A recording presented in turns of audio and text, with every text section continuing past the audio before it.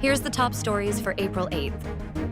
U.S. President Donald Trump pulled back on his threats to launch devastating strikes on Iran late Tuesday, swerving to de-escalate the war less than 2 hours before the deadline he set for Tehran to capitulate, or else a whole civilization will die. Trump said he was holding off on his threatened attacks on Iranian bridges, power plants, and other civilian targets, subject to Tehran agreeing to a 2-week ceasefire and reopening of the Strait of Hormuz, the waterway through which a fifth of the world's oil is shipped during peacetime. He also said Iran has proposed a workable 10-point peace plan that could help end the war launched by the U.S. and Israel in February. Iran's Supreme National Security Council said it has accepted a 2-week ceasefire and that it would negotiate with the United States and Islamabad beginning Friday. Iranian Foreign Minister Abbas Araghchi said passage through the strait would be allowed for the next 2 weeks under Iranian military management. It wasn't immediately clear whether that meant Iran would loosen its chokehold on the waterway. In a post on his social media site, Trump said that he would suspend attacks on Iran for 2 weeks provided Tehran agreed to the complete, immediate, and safe opening of the strait.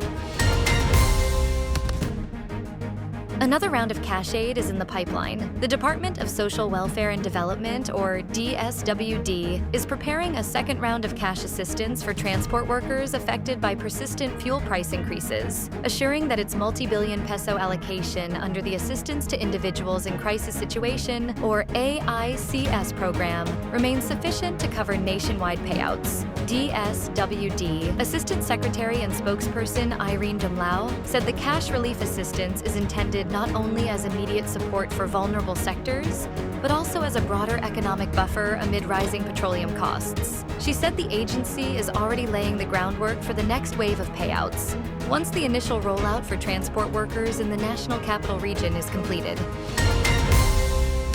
Even if the war in the Middle East de-escalates, the Department of Energy, or DOE, has been hit with a cold, hard truth for motorists. Oil prices would remain elevated and may ease at a slower pace compared to their quick rise. Energy Secretary Sharon Garin emphasized during a media briefing on Tuesday, April 7th, that fuel prices will not return to pre-conflict levels anytime soon, as permanent damage to energy infrastructure has deeply wounded the global oil market. Echoing the statement of former DOE Chief Jericho Patil, Garin said the now 4-week conflict continues to affect supply and prices. The DOE noted that the country has about 50.42 days worth of available supply as of April 3rd. Gasoline stock has about 57.58 days, diesel has 47.26 days, while kerosene, which is among the few that has seen the largest price increments, now has 106.22 days of supply.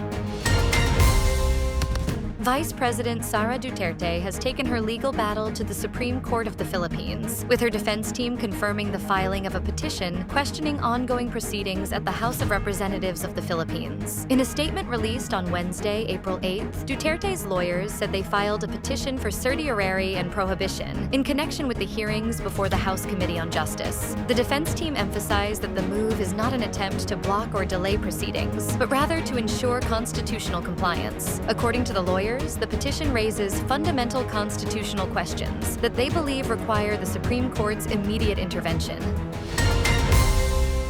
Fair weather is expected to prevail across the country in the next 24 hours, even as a low-pressure area is being monitored outside the Philippine Area of Responsibility. The Philippine Atmospheric, Geophysical, and Astronomical Services Administration said on Wednesday, April 8th. In its 2 a.m. bulletin, PAGASA said the weather disturbance, identified as low-pressure area 04A, has a high chance of developing into a tropical depression within the next 24 hours. It was located 3,095 kilometers east of northeastern Mindanao. The weather system remains outside the Philippine Area of Responsibility and currently has a low to moderate likelihood of intensifying into a tropical cyclone based on the agency's 2-week threat potential forecast. PAGASA added that the low-pressure area may move northward and could pass through the northeastern portion of the Philippine Area of Responsibility between April 13th and April 19th.